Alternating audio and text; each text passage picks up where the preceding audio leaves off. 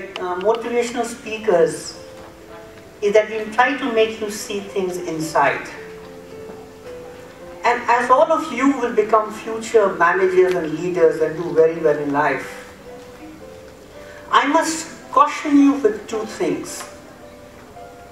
The first is, don't be the victim of the Peter Principle. Do you know what is the Peter Principle? A man reaches to his level of incompetence. मतलब कि आज मैं manager हूँ and tomorrow I will become a senior manager, and that is the highest I can reach. But the best I could achieve was only a manager. There is a study of Berkeley, California, which says that picked up 27 PhD scholars, and 27 PhD scholars, they saw them for 20 years. So जो skills में अच्छे थे, who were good in PhD in their work, they made it to a certain level. But beyond that, the issue of human relations, emotional intelligence was so overbearing. The man who could not change was left out. And that is where the combination of two things came into play. Human intelligence, emotional intelligence. And that's how things moved. The second thing I will tell you and caution you is when you become experts and you become successful, you will be resistive to change. You will say, bhai, ye nahi ho sakta. I have been doing this as an expert for the last 10 years, 15 years. I don't accept this man talking. So many of the speakers and many of the students who spoke here spoke about the same thing. This is not a problem that you are facing. It is existential over time. We have faced the same problem, and as much as you will face the same problem. But I will tell you a fairy tale story to tell you this. Okay? And mirror, mirror on the wall, who is the fairest of all? You must have heard this, right? Snow White and the Seven Dwarfs. And every time the Queen Mother asks the mirror says, Queen, you are the fairest. Until Snow White grows to be 7 years. And he says, no, Queen. Now Snow White is the fairest of all. And suddenly jealousy picks her up. And in vanity, she calls the huntsman and says, I want Snow White's head or heart in a jewel box. As a bounty, go and kill her. So this huntsman goes to Snow White. He's so enamored by her beauty and innocence. He tells her to run to the jungle and gets the heart of an animal and gives it to the queen. That's how the story goes, you know. And when the story goes like this is the best part of a fairy tale. Snow White marries the prince, the queen dies, and they live happily ever after. Wow, isn't it wonderful? I must tell you why I told you this story, you know. Because fairy tales are an enduring literature. You will reimagine them as Snow White or as Cinderella. Anytime you will reimagine. And these tales will be told again over centuries. And that is why I say, this is what you will face in your workplace if you are resistant to change, if you are not willing to train. And let me put you all into the hats of a manager with a team. This is why I say it's existential. The queen is the boss. The huntsmen are your team.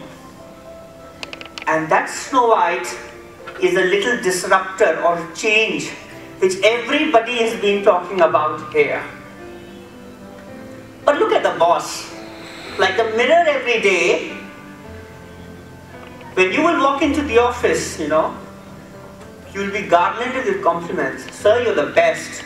Ma'am, there could not be a better business plan than you. Ma'am, there will be nobody who can replace you. And you all of us will be so happy. And so, slowly these compliments will becoming very affirming to us. We'll say, well, we are good. There's nothing wrong in us. And then their affirmations will self-affirm you. I don't care anybody. I am the best. I'm the best in computers, I'm the best in technology, I'm the best manager. And the moment you have the aura of your own self-affirmation, you will be resistant to change.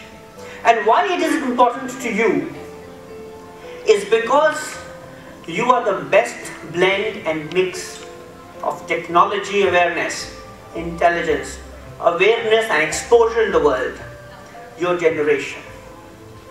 So you will be a victim of this kind of a thing where you will begin to self-affirm. And then somebody like me in that team will walk up to you and say, sir, or ma'am, this can be changed. Would we like to consider to do it like this? And you say, how can you teach me this? And the questions that you have asked today, you will be answering your same questions. The question you asked today, whether I can wear a t-shirt or not, will be asked by you if that boy or girl can wear shorts to class or to the office. And you will be confronted with this idea. And then what will happen? We will be fishing for compliments. And so get this, you will be picked up by your team. And when this man will resist in your office space, what will happen then? The team, which is your huntsman, will silence that man who wants change. He will silence it, or neutralize it, or assassinate it. Why I say three terms. Neutralize, the poor guy will get into the team quietly. Hell with it. Let me go with them only. He'll be neutralized, you'll throw him out somewhere else. Or he'll be just thrown out of the office.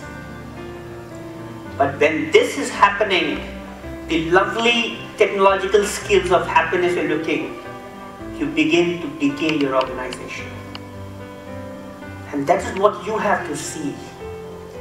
In the quest for happiness and being normal, do not take the risk of just going normal. Accept change that comes to you. I will surely would love to meet you all after 10 years and ask you the same question. Are you willing to change? Or are you willing to accept a disruption in your own organization, in your own team? And that is what it is. And then even my bad things, I'll find it so nice.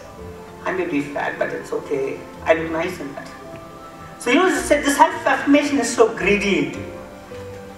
Okay. And then you'll tell your guy, that's not how it works, man, keep quiet. Right? And you'll silence this poor guy.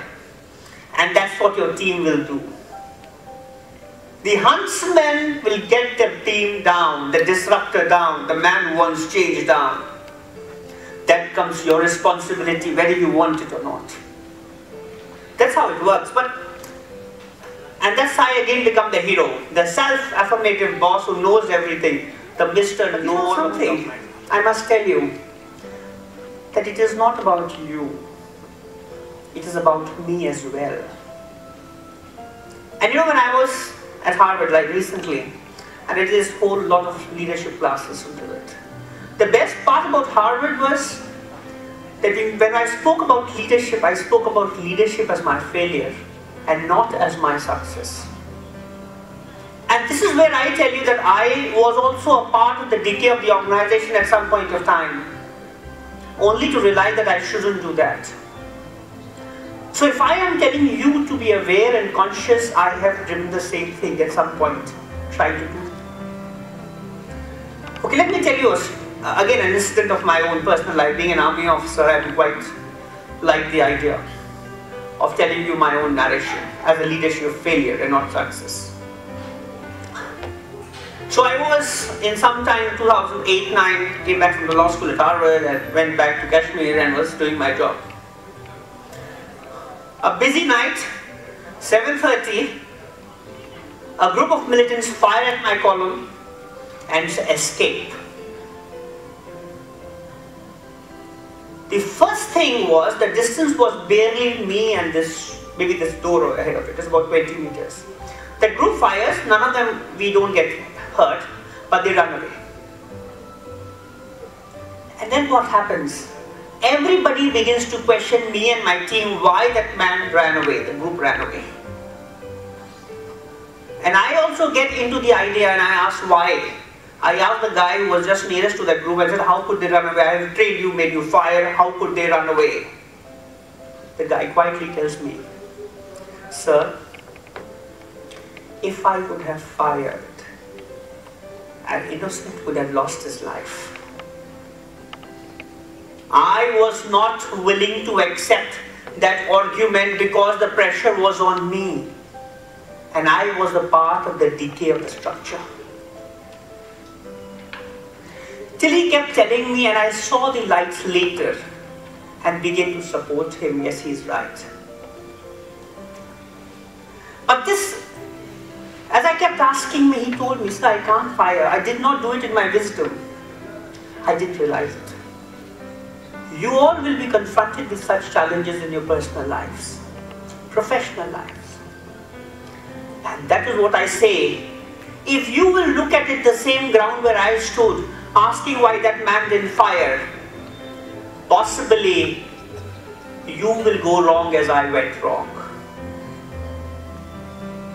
We need to see the value of what we do, what we are trying to achieve.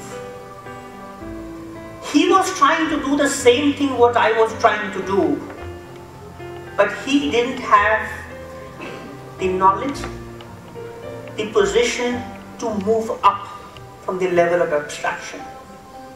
Which means, I see the ping pong ground, but take a larger view of it, a bird's eye view of the situation. And let me tell you why this happened, okay? See, look at this. For the individual's safety, his safety was important. He had a consciousness. He didn't want to fire at all. He felt it was wrong. For me as a company commander, I felt this area should be incident-free. There should be no firing, no attack, no militancy, nothing. For my higher commander, it was about incident-free area, upholding human rights, democracy.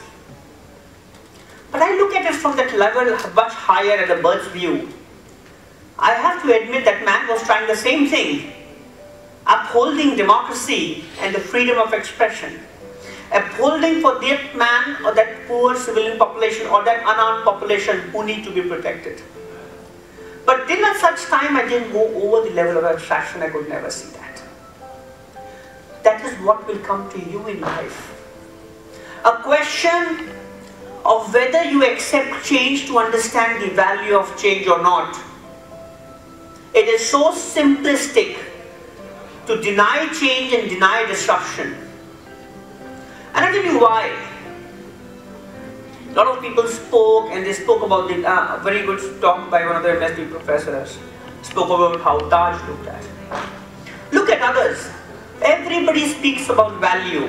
If you want to be a good leader, technology aside, the value, your own idea to resist change, willingness to change is a very important facet of your personal and professional growth. Okay, look at this. Look at Twitter. Twitter says one thing, to give everybody the ability to be heard and seen.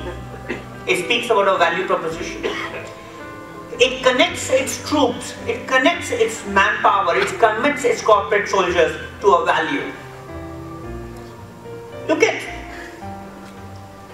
Whole Foods, the big chain in America. It speaks about simply thing. It says, with courage, dignity and love, we embrace responsibility. There's an abstraction. It's not about sales, how much of onions you sold or how much of something you sold. The level of abstraction is this. Courage, integrity and love. Look at Zappos. He says that there's a wow factor. When you go there in your company, you say, what did you do? Did you wow anybody? Which means did you compliment somebody? Is there a wow factor in you? Did you have a wow with it? Which means, were you willing to appreciate people? And that is how the system develops around values. Look at LL Beans, which makes those snow boots and everything. For them, they say its profit is reasonable. We don't want profit as much as treat your customers like human beings. So technology, Oracle, Twitter, everybody speaks of one thing. We speak about technology. I mean, asking you one thing. Everybody uses WhatsApp. Tell me how many times you have regretted sending a wrong message. Oh hell, I sent the wrong message, yeah. Because you don't want to break human relationships. That is the reason why you don't want to break human relationships. It's about that. How many times each one of you has felt lonely sitting in a room having a television set right in front of you, watching movie, football, anything, yet you look at the phone and think, I wish somebody rings me up and talks to me. How many times have you felt lonely? That's life about human values. Respect values, you will have to learn and sense it. That is the way you play to it. And that's why I say, there could be anything big about life. There could be everything. Your challenges are bigger. As my partner mentioned, you have issues of diversity and inclusion. You will be connected over spaces. Every technology is only trying to make you happy, accessible, achieving what you want to desire in your personal lives or professional lives. I mean, I look at it, and don't deny the fact that there is a material value to each of us. Each one of you would like to go out to become CEOs, big people around, innovate things. Have ambition with humility. That is the mantra of happiness. Have ambition with humility. Accept disruption in a team. Don't send your huntsmen to kill Snow White. Accommodate disrupt and disruption. Access losses and gains. Remember that soldier didn't fire when he had his own losses. He also had to answer to his conscience in life, whether I do the right thing or not. He had his own losses. He had the gain of his own self-respect. That gave him happiness. And that is how it built into the whole fiber and character of your organization where you will serve. Recognize the value you stand for. Learn to look at from the higher value. You will be managers doing big time jobs over a period of time. It's just not about that. And most importantly, I will visualize issues from the higher level of abstraction, but more importantly, beware of the decay, because you just want to follow a routine and want your team to be happy. There is always a trade-off. Thank you.